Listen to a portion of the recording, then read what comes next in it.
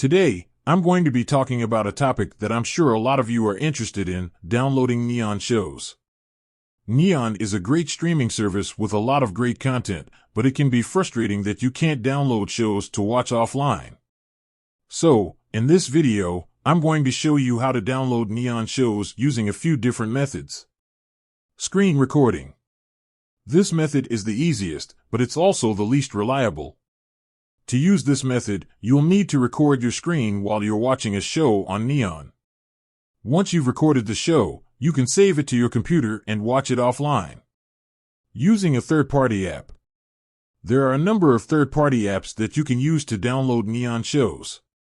However, I would not recommend using these apps as they are often illegal and can be dangerous. Using a VPN. This method is the most reliable, but it's also the most complicated. To use this method, you'll need to sign up for a VPN service. Once you've signed up for a VPN service, you can connect to a server in a country where Neon is available.